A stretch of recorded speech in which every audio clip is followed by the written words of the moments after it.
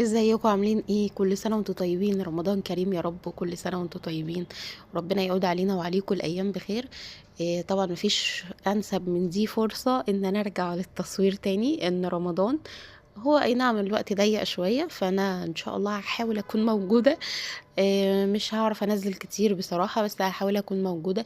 وحشني التصوير جدا، ووحشني الاجواء بتاعة التصوير، وكمان روحانيات رمضان وجو رمضان. شجعني ان انا اصور بصراحة. معرفتش اصور في الفطار لان كان الوقت ضيق بالنسبة لي، فالتصوير انتوا عارفين بياخد وقت وكده. عشان ابقى براحتي يعني، مش عايزة اخلص بسرعة. لما ببقى عايزة اخلص بسرعة ببقى بجري بجري كده، ما بعرفش اصور. بحس التصوير كده ليه طقوس معين. فانا قلت هصور بقى السحور. انا عملت حاجة بسيطة جدا، طبعا كلكم عارفين بتعرفوا تعملوه طبعا احسن مني. عملت فول اسكندراني، اللي هو بيبقى فول عليه بصل وطماطم وفلفل. بطريقة بسيطة كده ومبسطة وسهلة، قلت أشارك معاكم بس إيه أجواء السحور وأبدأ أظهر تاني. وإن شاء الله الفترة الجاية بقى أصور معاكم فيديوهات فطار بقى، مش هيبقى سحور. مش عارفة يعني، مش هيبقى أيام معينة. كل ما هعرف كده هصور معاكم أكلة إن شاء الله. الفيديو يعجبكم وارجع كده للنشاط بقى على القناة كده شوية، لأن أنا وحشني التصوير قوي والقناة والتفاعل بتاعكم.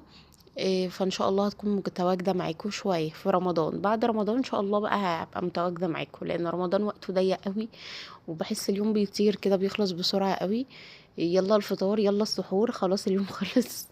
بحس الوقت صغير قوي في رمضان، والواحد بيبقى مفرهد بصراحه قبل المغرب يعني.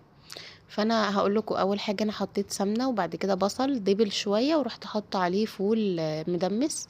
الفول ده انا مدمساه في البيت، او بتاع العلب بقى بتاع السوبر ماركت، بس ده انا كنت عاملاه في البيت. هو في الحقيقه بصراحه لونه افتح من التصوير. انا كنت بصور بعد كده وانا بشوف الفيديو، لا ايه ده هو غامق كده ليه؟ لا هو لونه افتح شويه، بس يعني ايه معلش بقى التصوير. ان شاء الله الفتره الجايه هيبقى احسن كده، اظبط الاضاءه والدنيا. حطيته كده مع البصل بعد ما دبل، وهسيبهم بقى ايه يغلوا كده حبة حلوين مع بعض. انا كنت بوريكوا هنا لونه ان هو فاتح، بس هو ظاهر في الاضاءة غامق. ممكن اللي على المعلقة دي هتظهر ان هي فاتحة. بس هو والله كان حلو وجميل يعني. كفاية ان احنا عاملينه في البيت يعني، ونضيف وحلو، عارفين ايه اللي عليه. بس وحطيته بقى يغلي شوية. وبعد كده هنزل عليه بالطماطم، عشان بحبه يغلي بالطماطم شوية. بحيث ان هي تبقى يعني مستوية شوية كده، متبقاش ناشفة قوي.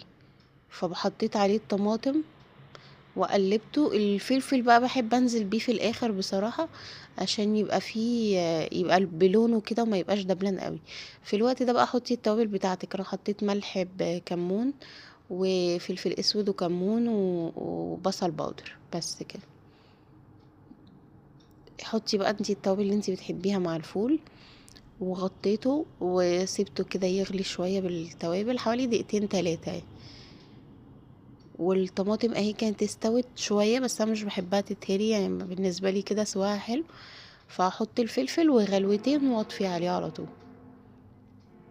علشان يبقى الفلفل كده ايه في قرمشة شوية، ما يبقاش طري قوي. اهو ده لونه كده جميل وطعمه جميل